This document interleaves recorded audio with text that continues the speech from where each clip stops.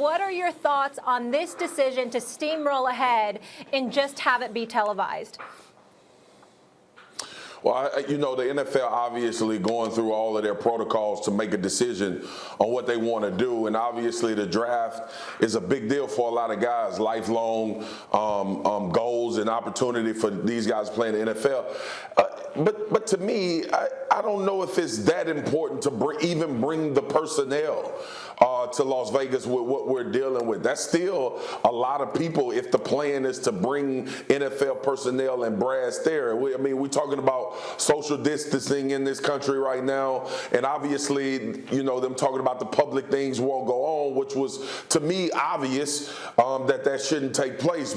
So I don't know. I think it would be cool if the NFL was to put a spin on it like everybody does it, possibly from their facility, try to create some kind of whirlwind of these guys making picks and showing war rooms and decisions being made. But that's just my personal opinion. I still don't believe that they should bring all of the personnel into Las Vegas. And I know Vegas is hurting. That's the city, not hurting, but that's a city that was looking forward to having the draft, the fanfare, the festivities, and all of the things. I was looking forward to going to Vegas and covering the draft. But being smart with what's relative and what's happening in the country right now, I thought it would be smart for the NFL to do it from their war rooms in these particular cities at this point in this juncture. I still think it would be as exciting for the players just hearing their name called.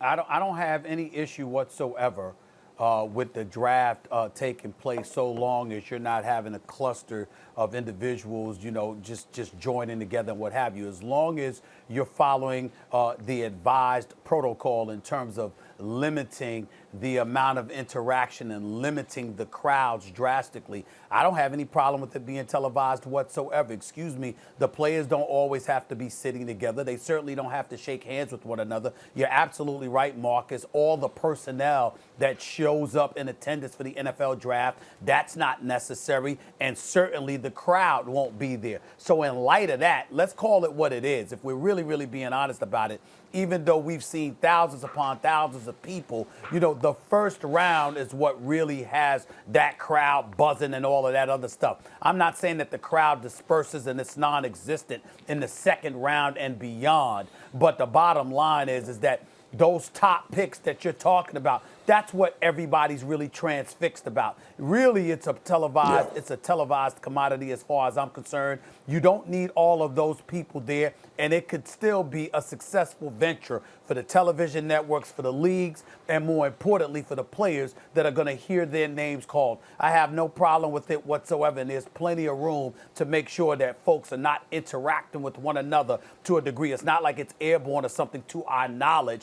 Don't be touching people. Has practiced good hygiene, as they say. Wash your damn hands. Oh, by the way, don't shake hands, elbow bump or fist pump if you have to, but refrain from the traditional and conventional activities of involving physical contact. And outside of that, keep the crowd to a minimum. And I don't have a problem with the draft taking place on television. As with everything in sports, the question is, can we make a TV show out of it?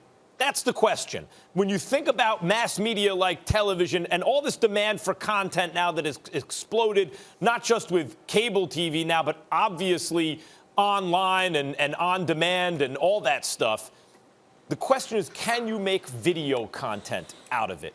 And can you do it safely? When you think about what a TV show is, so to speak, really you need to make a minimal investment as an audience. And for your minimal investment in terms of time, in terms of effort, in terms of money spent, you get some kind of an approximation of what you would get at a live event.